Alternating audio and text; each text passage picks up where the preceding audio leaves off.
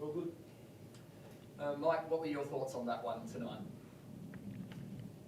I thought that really proud of the group. I thought there was a real competitiveness, a real connection. I thought we stayed in the moment of the game. They were communicating the right way through the course of the game,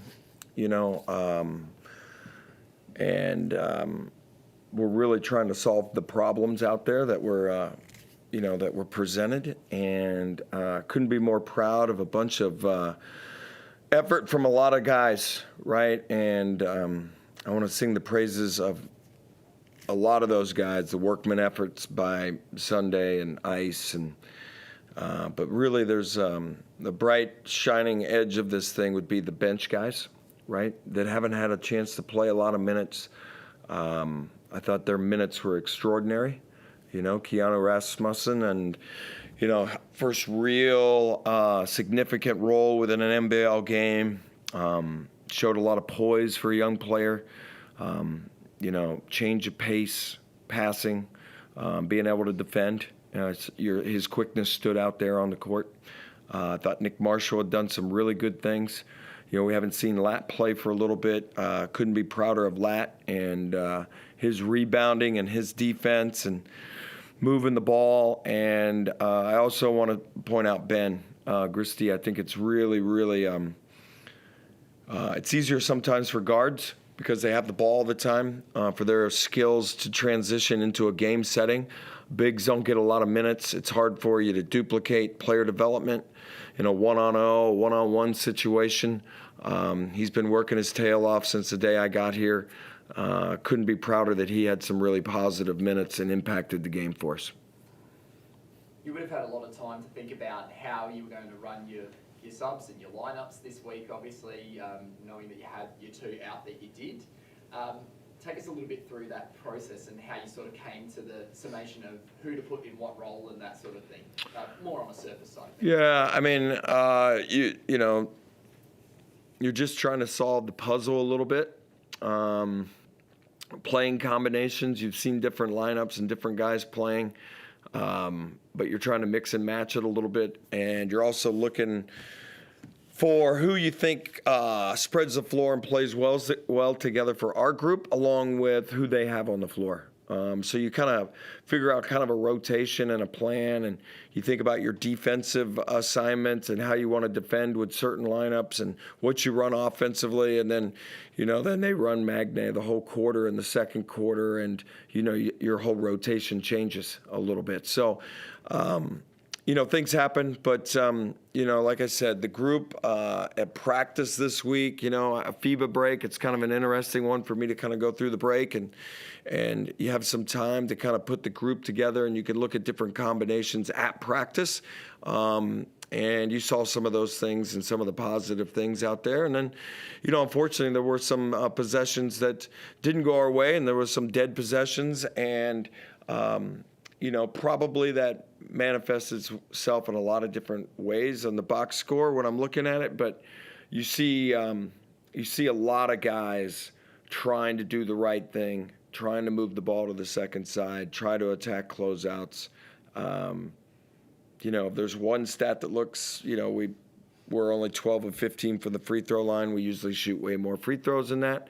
And that's just a product of us trying to get comfortable out there and being connected and trying to get downhill and fight through a really good physical Tassie's team's defense. What part in the second half were you really aware of Isaac Humphries, particularly off the back end of the first half, that he was just really wanting that ball and he was wanting to be the man for your team tonight? What part did you decide to start to feed him the ball and he started to go to work for you? Well, I think that Isaac Humphries is a really, really good player, and I think we get focused on some other guys that obviously have the spotlight when our team's out there a lot of times. He's been a good player in this league for a long time, and he showed that he is a really good player in this league. His defense has been outstanding all year. We put a lot of pressure on him, but he protects the rim for us. He's controlling the paint, and I thought he did what he did tonight, and he's good at that. And Magnay's a tough matchup, a really physical presence, and I thought he stayed in there and battled and gave us everything he possibly could. And, you know, he ended up with 19 points, and that's probably on our guards getting to the paint and finding him, and then his offensive rebounds, you know, and helping himself out and just going and getting it. So super proud of him. Really a workmanlike effort for him. With you sung the praises of Piano quite rightly. Did he surprise you tonight, even with what you've probably seen on the track with him, at like 4 assists, no turnovers in 20 minutes?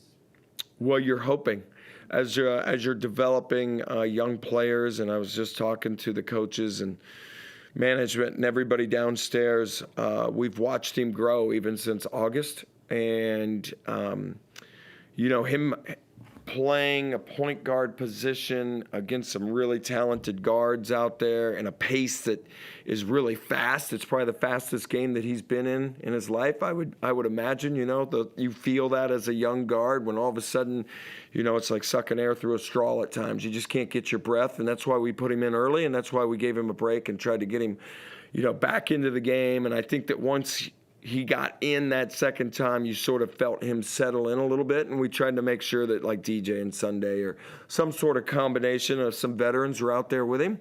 And then you could see his quickness when he got downhill, and he did finish things. So, you know, we've seen him grow in practice, and guards work every day, and he's been just an exceptional worker, and he's going to be a really, really good piece for us going forward. And I think his future is just super bright.